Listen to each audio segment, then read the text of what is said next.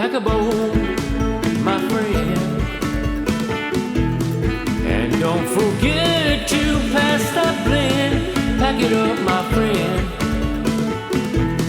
and then we'll light up and we'll smoke in the ashes in the end. Pack a bowl, my friend.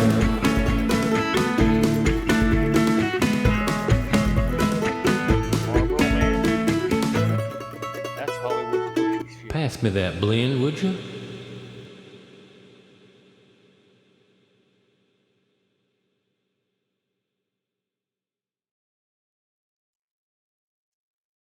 Welcome back in, y'all. It's good to see you here on Sunday. For those of you that caught my live a little earlier, well, it's good to see you again. But for those of you this is your first time here on Sunday, it's good to see you as always. Appreciate each and every one of you each and every time. Coming here and listen to me ramble on and look at some pictures and help me show off the things that I enjoy to do. I'm still smoking my Nording. For those of you that see me earlier, I was smoking my Nording, but I changed out my tobacco. Now, last week I think I told y'all that I had made a tobacco order, and I tried to get some more Old Joe Krantz, but they were out of it. And so I turned around and ordered the large 8 ounces of the Haunted Bookshop, which is what I got right here. And like I had told you, refresh your memory on this. I'd watched a video where Greg was smoking a blend. It was an aromatic called Walnut Maple Pie by Cobblestone. And the way he talked about it, it just sounded really good. Now, I'm not an aromatic smoker. However, I thought, what the hell? Let's try it. It's only $12.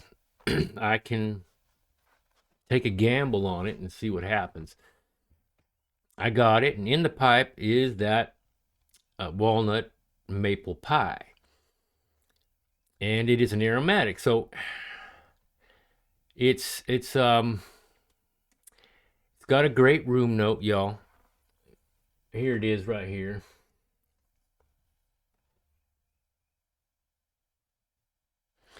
It's got a great room note, very moist. It's a very moist tobacco, and I'm not an aromatic smoker, so y'all can correct me on this, but I think that most aromatics are slightly moist anyways because of the toppings that they put on it and all those sorts of things. But it does okay. I dry it out for a little bit and put it in the pipe. The first thing I noticed is it's very easy to get some tongue bite off of an aromatic. And I think that may be one of the reasons why I stuck with the traditional tobaccos, your traditional Burleys, non-aromatic Virginias, and then of course Periques in those blends. I mean your Latakia and your Turkish blends and your Orientals, they don't, they're considered a traditional smoke. But I tend to stick to the Burleys, the Virginias, and Perique. I kind of have shied away from the Latakias now. I used to love them, y'all. Early Morning Pipe by Peterson was one of my favorites. But I'm just a traditional guy, y'all. I'm just a simple guy. But like I said, this aromatic by Cobblestone, the walnut maple pie sounded good, so I decided to go ahead and try it. I have to sip on it to get the flavors. They're very subtle.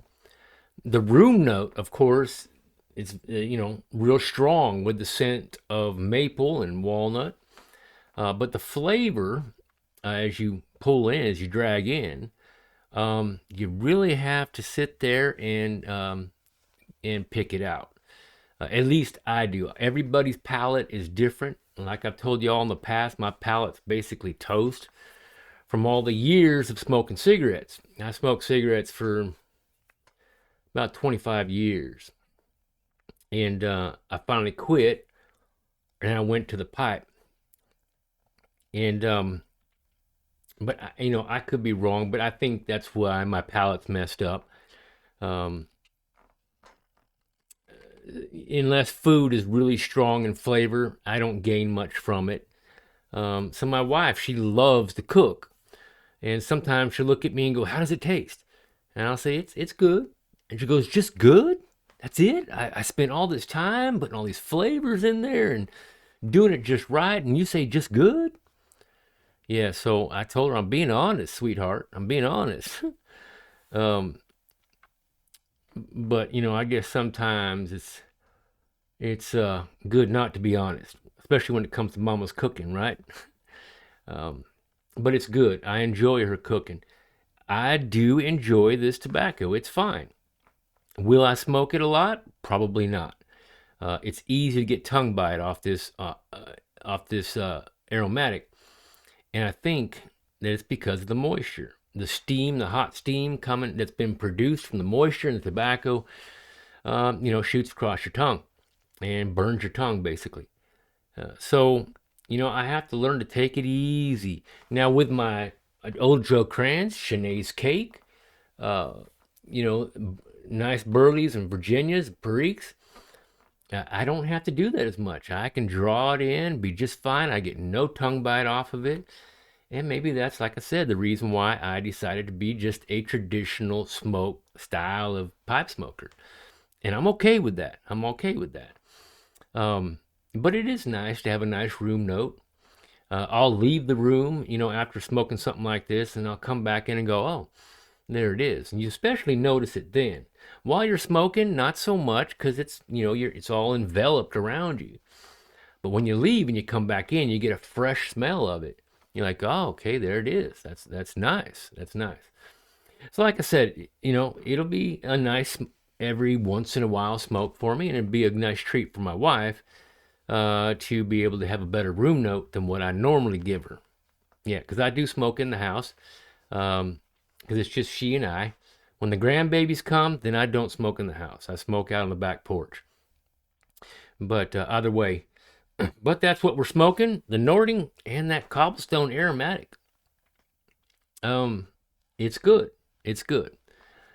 So all you aromatic smokers can sit there and tell me "told you so" and all that good stuff. I don't care. Probably ain't gonna do much of it as it is. But when I do, nice blends like this will be something I will reach for. Now, for all of you that were with me earlier on my live, yeah, something about that, y'all. I was prior to making this video, I was checking my emails, and YouTube emailed me, and they said, "You got a problem with your live video." And I'm like, "What?" Basically, I'm paraphrasing. So I opened up the video, and evidently I pushed the wrong button before I went live. You got to push a series of buttons before you're able to go live. And one of them is this content made for minors under the age of 18? And normally I push no, just because I'm not going to go, it's common sense that YouTube's not going to want smoking being shown or preached to a minor, even though they see it and they know it. They're not stupid. Either way, they're not going to allow it. And so I just immediately push no, it's not. But today, when I did that live, I must have pushed the wrong button because they said, "Yeah, your content is not good for minors." So, we're going to have to pull it back and make sure we make it where it's only, above minor age. I think it's 18 years old. So it said some of your viewers may not be able to see this. Well, I highly doubt that I have any subscribers that are below the ages of 18. I'd be very surprised. Either way, so if for some reason some of you aren't able to see the live that's supposed to go, to come out later on after it's live. Could be that you have your settings at, I only want to see clean stuff. And if that happens, you might not be able to see it. Um, but that's what they told me. And I play their game, y'all. Games are fun. I play their game. Try to be nice. Um, but anyways, so those of you that were with me in my live earlier, you saw I was making those tampers. So one of those tampers we're going to give away today. The other one I promised to somebody from an email. And that's why I made two of them today. One we're giving away. So I'm going to tell you to officially put your name in the hat if you would like one of the tampers that I made today. I'm going to show them to you in a picture, then we'll show them to you in person here. But yeah, it was nice to have a nice little live. And I was while I was working, I looked over at the chat, and I just noticed people were just chatting it up between themselves. And I thought that's nice. When a presenter does a live, you give people a chance to talk back and forth, versus making a comment and then waiting a couple days to see if the guy's seen it, and then maybe he responds.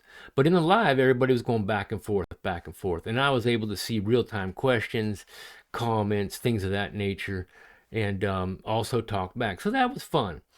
I'm not going to make no promises, y'all, but I'd like to try and do that whenever the mood hits me, whenever I think it's appropriate for what it is, that I'm doing. Because I enjoyed that. I really did. And I hope those of you that made the live enjoyed it also. But let's get on, y'all. I'm going to show you these tampers that I made today. Got a little bit of tweaking left to do to them, but for the most part, they're about 95% done. I brought them in the house and did some shining and some tweaking on them. And so here they are. As you recall, it's one large piece of the blue shimmer block. And I decided to cut it in half and make them small stubby tampers instead of a really long tamper. And I personally like this. I've gotten good feedback on the height of the tampers. I mean, like I said, how long of a tamper do you need? Got the dottle picks up in the top right here, and I just to make it interesting, I went ahead and put two different styles of dottle picks right here in the top. Now the one we're giving away today is going to have what I'm going to call the wedge dottle pick right here. And that would be the blue shimmer right there. I got to do a little more tweaking to it, but she shined up pretty decent. And everything's good to go. This other one here is going out to a person that I promised I would make them a tamper. But so go ahead and put your name in the hat if you would like to be in the drawing for this tamper here towards my fingertips right here. This one here. I'd say all in all, between just chit-chatting with y'all while I was doing it and stuff, it probably took me a couple hours to get these things done. If I would have just focused and been on it, it might have taken me less time. But like I said, I enjoyed speaking with y'all and letting you see it in real time what's happening. Me turning it on the lathe and doing stuff like that. That was fun. But either way, after this one here, I do have to, I'm going to get back in the craft room. I got my pattern laid out. I'm making 5 more tobacco pouches for email requesters that requested them. And I'm going to get in there and get that all done up. I got material cut out. All I got to do is sew it all together, put the zippers in place, and we'll be good to go, and then we can send those out. And you know who you are if you're watching. If you requested one, well, I'm getting in there probably later on tonight and tomorrow, and we'll get those all done. And then I'll let you know that they're done, and you give me an address of where you want them sent and all that good stuff. Yeah, but not a dull moment, y'all. Not a dull moment around here. I'm constantly busy, for the most part. Normally, after I get done eating dinner, y'all, I sit back and I'm done. I'm done for the night. So, but up until that point, I'm running. I hit the ground running, y'all, and until it's dinner time, y'all. But like yesterday, I worked all day long out in my pasture and in my coop area. I redid my chicken coop. Um, my the the gate going into the main run. They have two runs. They have a smaller run off the side of the coop, and then if I open up that door, they go out into a larger run, and that's all 8 feet high fencing with chicken wire all the way around that. And there was a lower spot that I left lower for some reason, and these hens and rooster were getting climbing, flying up to that area, coming down. So we were clipping their wings, and that helps. But amazing, they still find a way to get up there, even though I clip their wings. And they get out into my yard and come into my main yard, and they scratch and they dig around. They get up on my front porch and they shit and just do all kinds of crazy stuff. And I was telling the wife, I said, "My God, we're gonna have fresh chicken, my God, if these things keep doing this." And she says, "Why don't you just fix that fence?" And so um, I did that yesterday. And kind of the neat thing is I had taken we have a big cedar tree. Well, we have a number of cedar trees in the back, and smell really good, y'all, when you cut them down. But one of them was leaning over towards my feed shed, and I told her, I said, if a big storm comes along, it's probably going to fall straight onto the feed shed, so I got to take it down. And she said, okay. So she held the lead line towards the top of the tree. It was about, I'd say, about 40, 50 feet high. She held the lead line. If you don't know what a lead line is, you're just going to grab it and you're going to pull it in the direction that you want it to fall. I mean, if you wedge cut and you have it set up right, it should fall that way, but a lead line just helps keep it that way. Now, if any of y'all have felled trees before, you understand what I'm talking about. So, anyways, by the time we got this thing fell out, it fell about 10 feet away from my feed shed, because I had it wedged out right, and then plus she was there just for insurance sake to make sure it pulled down where it needed to be. I got a good straight piece of it, about I'd say 9-10 feet of it was nice and straight, and I'd say about probably 24 inches in diameter where I got it. And I decided to go ahead and sink that in the ground at the gate portion of my chicken run and attach my brand new gate, which was going to be 8 feet tall.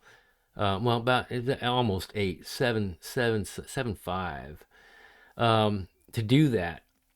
And so my wife's in Arizona right now. I'm batching it right now, y'all, until Tuesday. So I was all by myself. And I'm kind of stubborn. I could have stopped and called up a buddy and said, "Hey, come help me," but I'm stubborn, y'all. I've been that way my whole life. If there's a will, there's a way, is the saying, and I will find it. I don't know how long it takes me. I will find a way.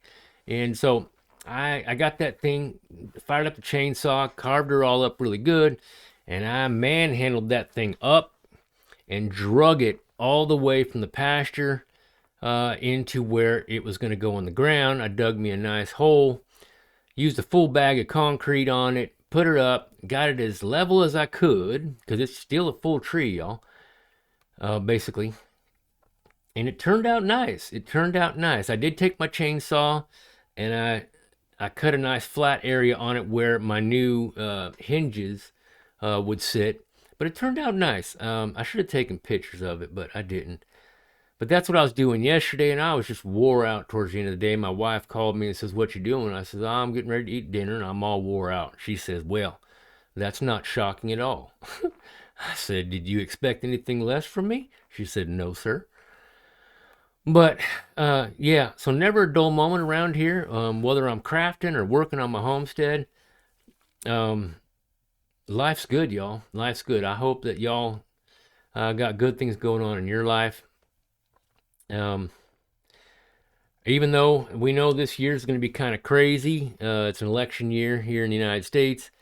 A lot of mudslinging going on, and there's a lot of channels out there within the YTPC have decided to voice their opinions on it, and I am fully and 100% for it. I'm trying to stay out of it, y'all. It's easy to step on toes. I have no problem stepping on toes, but this channel is all about pipe smoking. It's all about making things for pipes and crafting things for pipes. So I'm trying to stay away from all that, and I'll leave that to the other guys and definitely cheer them on as they do it. But when I talk about I hope life is good, what I mean is I hope it is as good as it can be. Depending on where you live, you may live in a state that is bearing down on your head like a boot on your neck with a lot of different laws and stuff, and that's unfortunate. So life can only be as good as it can be. Here in Texas, we're still doing really good. We're still doing really well, and even though people that would love to see Texas fall, y'all, they would love to see Texas fall. If they can make Texas fall, the rest will fall like dominoes. So we here in Texas, you don't mess with Texas. And of course, remember the Alamo is the constant saying. People of Texas are very proud, got a lot of pride in themselves. And even though I wasn't born and raised here in Texas, I still have that same pride. I still have that same, joy that wells up in me when I think of where I live here in the great state of Texas. So I find it hard pressed for this state to ever turn a nasty color of blue. And y'all, I'm not a Republican or I'm not a Democrat. I actually can agree with some of the things that the Democrats bring about. I find, okay, I can agree with that. There's some far right stuff that I can say that's a little too far encroaching. So I'm somewhere in the middle, y'all. But if they make me pick a lane, I'm going to go to the right every single time. And that's just the honest truth. I love this country. I'm a conservative. I love our Constitution. I fought for it for 20 years, over 20 years. And till the day I die, I will love this country. Been to a lot of countries, some wonderful countries out there, y'all, and I hope they love theirs just as much as we love ours here in the United States. But yeah, I know I've already gone too far into this genre. I'm sorry, I apologize. Because I can really go there if I need to. But we're all about pipes, y'all. We're all about smoking. I'm going to go ahead and continue to smoke this cobblestone walnut apple pie until it's gone, and then we'll get back to some Old Joe or some haunted bookshelf or some Shanae's cake, as always, y'all. Remember, put your name in for the Tamper if you'd like to go in for it. We'll give that away next weekend. Y'all, I think that's it. Until next week, take care of yourselves, and we'll see you. Pack a bowl, my friend, and don't forget to pass that blend. Pack it up, my friend, and then we'll ride up and we'll smoke in the ashes in the end. Pack a bowl, my friend.